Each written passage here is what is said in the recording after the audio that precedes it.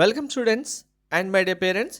JW 2026 examination సంబంధించి చాలామంది students పేరెంట్స్కి ఒక టెన్షన్ అయితే ఉంటుంది.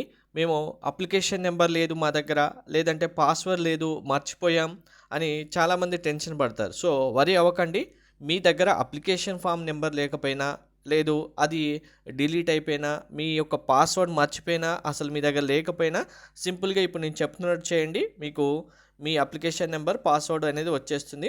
ఎలా అనేది చూపిస్తాను. వీడియో స్కిప్ చేయకుండా చూడండి. లైక్ చేసి తప్పకుండా షేర్ చేయండి. కంప్లీట్ గైడెన్స్ కోసం ఛానల్ సబ్స్క్రైబ్ చేసుకొని బెల్ బటన్ అయితే ప్రెస్ చేయండి.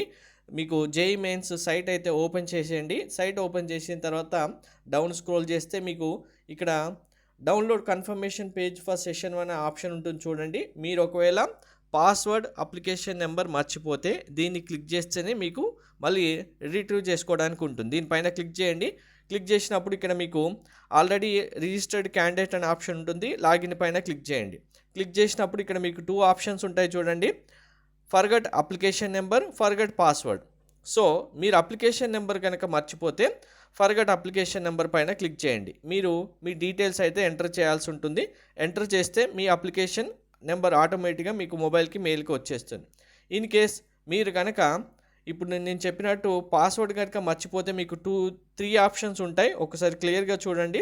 ఈ 3 ఆప్షన్స్ యూజ్ చేసి దేంట్లో అయినా మీరు పాస్వర్డ్ తీసుకోవచ్చు. ఇప్పుడు ఏం చేస్తారంటే ఫర్గట్ పాస్వర్డ్ పైన క్లిక్ చేయండి. క్లిక్ చేస్తే ఆటోమేటిక్గా మీకు 3 ఆప్షన్స్ వస్తాయి చూడండి.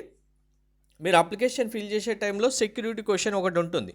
అది కనుక మీరు లేదు మా దగ్గర అనుకుంటే డైరెక్ట్గా వెరిఫికేషన్ కోడ్ అనేది మీ మొబైల్ నెంబర్ మెయిల్కి వస్తుంది. ఇదైనా సెలెక్ట్ చేసుకోండి. లేదు మీకు రీసెట్ లింక్ అనేది ఈమెయిల్కి వస్తుంది. ఆ లింక్ పైన క్లిక్ చేసి మళ్ళీ న్యూ పాస్వర్డ్ ఎంటర్ చేసుకోవచ్చు. మీకు ఇందులో ఏది కావాలనుకుంటే అది క్లిక్ చేసి కంటిన్యూ అని క్లిక్ చేసినప్పుడు మీ డీటెయిల్స్ ఎంటర్ చేస్తే మీకు లింక్ వచ్చేస్తుంది.